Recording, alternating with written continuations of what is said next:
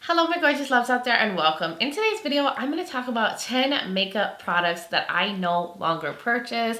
I saw one of my favorite YouTubers do a video like this and I thought it was so interesting, so I decided to do one myself. But before we get into this video, if you're new here, hello, welcome. My name is Brie and I am just a crazy lover of all things beauty, and I like to post a lot of fun, colorful makeup content. I like to do a lot on indie makeup, so if that is what you're into, then please hit that subscribe button and join this little family. But with that being said, let's get into this video.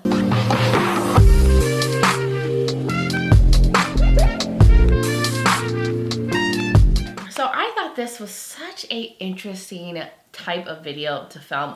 I was watching Andrea Mattiliano do this. She's an amazing YouTuber. I love her content. She does a lot of stuff on affordable, like drugstore makeup. But she was talking about like makeup products she no longer purchases now after she's realized what her preferences, what she likes when it comes to makeup. And I realized there's a lot of makeup products that I no longer purchase now, since I figured out what works for my, skin type, what is my aesthetic vibe, and like personal preferences. So I thought I would share that all with you guys today. And then maybe you guys can share what you no longer purchase in the comments below. That will be very interesting to read. But let's just get right into this video. So I'm going to start off based on like how I would do my makeup steps and products that fall in those categories. So the first product is glowy primers, or like oil-based primers, dewy primers. I'm sure I've mentioned this before, but I do have a very oily skin type, so I prefer to go for mattifying products, pore filling products, because I do have textured and enlarged pores on my face. So that's my usual go-to primer. Now glowy ones, just they look good at first, but as the day goes on and my oils come through, it makes me look like a hot mess. My makeup breaks up.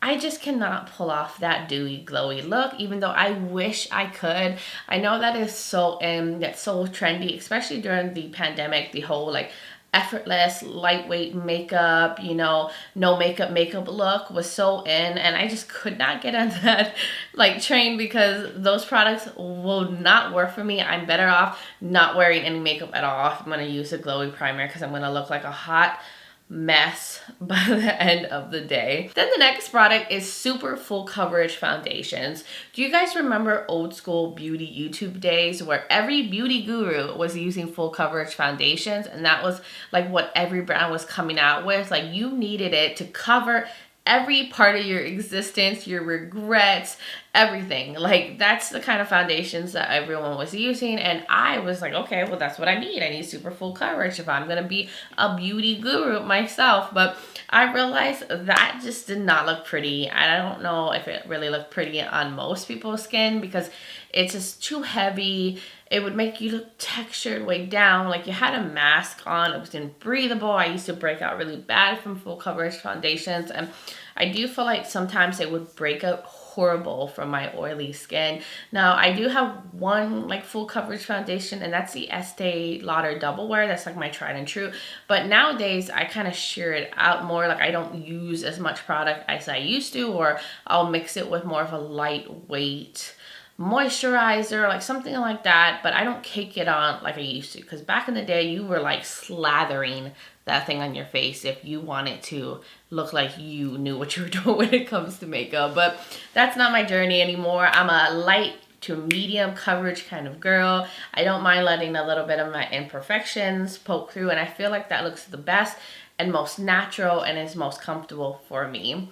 Then the next thing is super full coverage concealers. Do you guys also remember the days of doing the giant triangle under your eyes? It had to be super matte, super full coverage, and super brightening. Like, your under eyes would be so much brighter than the rest of your face, and like everybody on YouTube was like that, and then you would like cake on the powder and like bake. It was a rough time then. It didn't look good on anybody, but that was like the Shape Tape days, like that was what everybody was using. Now, I do have the Tarte Shape Tape, but I don't use nowhere near as much as like I used to. I'll put like a little dots, blend it out, but usually I use it more as like a concealer on my eyes or as a cut crease. But those were rough days. Like, I'm telling you, when I go back to watching older videos, I think, wow, that looked horrible on everybody. It was like so white under your eyes. It was so thick. It'd get cakey and creasy, and I don't know why any of us thought that was a good idea to put super drying things under the eyes, but yeah, no full coverage concealers for me anymore. I'm a medium, lightweight, even light, you know, satin concealer kind of girl. Like that's what I think looks best under the eyes. And then color correctors. I think they're coming back in because I see a lot of brands releasing color correctors, but I used to buy them because, you know, they were trendy and like they come and they go when they become trendy, like it goes away and then all of a sudden every brand comes out with color correctors again. But I realized I never found a use for them. Like I would buy them and they would just sit, or if I did use them, I felt like it was just an extra unnecessary step for me because I don't really suffer with like darkness under the eyes. I don't really suffer with like a lot of redness on the skin, and I do have some dark spots, but I'm at a point where I'm okay with those things kind of peeking through under my makeup. I feel like it looks more natural that way. And just color correctors is just like another layer I have to put on my oily skin, and I feel like all it did was make my makeup break up more when I use them, and I just never saw the benefit of them. Now, of course, I'm not someone who suffers with a lot of extreme like skin issues like super redness or a lot of darkness under the eye. So maybe if I did struggle with those things, I would appreciate color correctors more. But at this point, they're just not something I need, and just an extra step that I don't have time to do anymore. Then the next thing is setting sprays. And I know there's a lot of people who still use setting sprays, but I feel like back in the old school like beauty YouTube days, setting spray was so in. Like every influencer started and ended their makeup routine with a setting spray. That was the days of Max Fix Plus, of Urban Decay All Nighter, the Smashbox Primer Water. Like you did not have a true makeup collection if you did not have one of those setting sprays in your collection. And I actually owned all of them. Like I was like, I need to have these. Like all of the beauty gurus are saying this is a must have, but I would always forget to use them. And like the Max Fix Plus and the Primer Water just made me look more dewy, which I didn't need anything that would make me look more dewy. And then the All Nighter Urban Decay one was good at mattifying, but I didn't feel like it was necessary because I always use super mattifying products. So it was just like an extra layer that I just never found the time to do it. And these like setting sprays that I had would sit on my desk forever and just like waste away. So I no longer purchase those. I don't know when's the last time I've had a setting spray in my collection. Then going on to cheek products. So the whole contouring thing is something I never truly got into. Now I have like a contouring like little stick, but I use it more as a bronzer because it's more on the like the cool neutral side than it is as a true grayish contour. And I feel like also back in the older YouTube days, everybody contoured. Like you did the steps, you chiseled the face, you did all of that, like all of the influencers did. And I would buy contours, but I never really got down with it. I never felt like I got the technique right.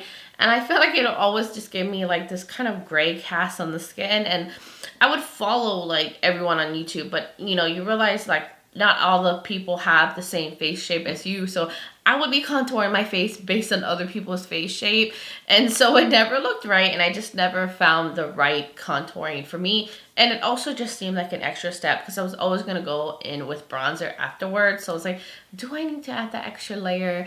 Does it make a difference? So now I'm just a bronzer girl. I rarely ever think to put on contour. I think bronzer does the trick, makes me look natural, glowy, a little tan. So that is now what I stick to.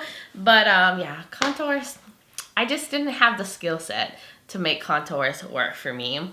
Now going on to like cheek products. So I no longer purchase loose highlighters, like loose blushes.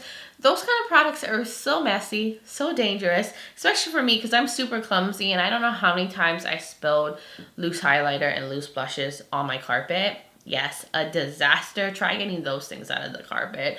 But I feel like when you try to put products on like that, they just get everywhere. Like you try to put the highlighter on and I feel like the highlighter would just explode on my face. Even though loose highlighters are so pretty, they look gorgeous on the skin. They're just hard to get a precise application with them. They're just messy. Same with like loose blushes. It's really hard not to pick too much up or have it spread too much or have like all the powder like kind of dust everywhere.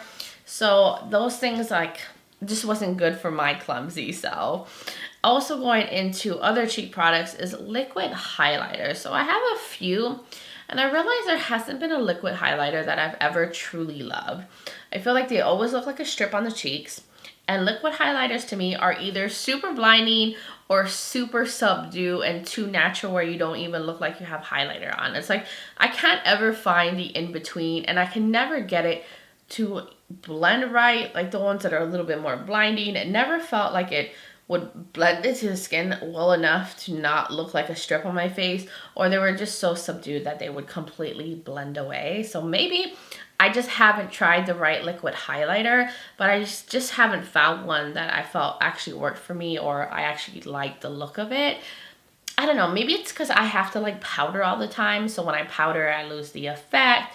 And it just, maybe it's better if you keep your skin like unset, like without powder, and like live your dewy life. I'm sure liquid highlighters are great for that. The last thing is lip products. So I do not like metallic lipsticks, lip glosses, or like super glittery lipsticks or lip glosses. And there was a time that was trending. I remember having, was it BoxyCharm, and I got like glittery glosses like that, or I would buy them because they were like the cool thing to have, and it never looked right on me. Like I just couldn't pull off the whole disco glittery lips like theme, and I see that people still do it now, but I don't think I can pull it off. I don't know if it's just my lip shape or how I do my makeup, but I just feel like glittery, super metallic like lip products just look terrible and like costumey on me. Like I don't know how to rock those kind of products and have it look good with like my makeup aesthetic. And I also feel like products like that can feel very gritty. You can feel a lot of texture like with the glitters in it.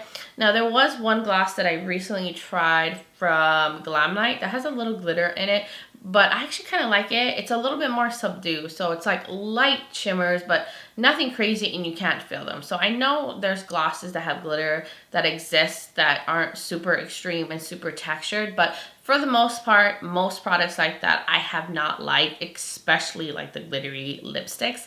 I don't know how you guys do it. I know some people like rock them and they look so good with it, but I just look like a clown if I have glittery lip products on. So those are all the products that I stopped purchasing, like just makeup products that don't either fit with my skin type or look right on me, or things that I just couldn't get right, or things that I just kept buying because they were so hyped. And now I realize what I like when it comes to makeup. So it's helped me save my money on buying things that actually I didn't like or didn't actually work for me. So hopefully you guys found this video interesting, intriguing. Maybe you agree, maybe you disagree, but I would love to hear what your thoughts are in the comments below. What are the makeup products that you stopped purchasing and why? I would love to hear from all of y'all. And if you're new here and you enjoy this video, you like a lot of fun and colorful makeup content, you like a lot on indie makeup, then please hit that subscribe button and join this little family. I would love to have you here. Also, don't forget to check out the description below. I will link other videos of mine you might be interested in watching, my contact info, and the makeup that I'm wearing today. I'm very, very simple today. This is the makeup I actually wore to work, and usually I don't have enough time to do a lot of makeup, so that's why I look pretty subdued on the makeup today. I will also have my contact and my social media platforms. I'm also on Instagram as Breezy Lifestyle and Breezy_Beauty. So if you want to join my Instagram fam, I would really, really love that. But guys, thank you so much for taking the time to watch this video, for being here, hanging out with me for a little bit. I really, really appreciate it. And I just hope all of you are doing well wherever you are in the world. And I'm just sending you guys so much light and love. But until next time, bye guys.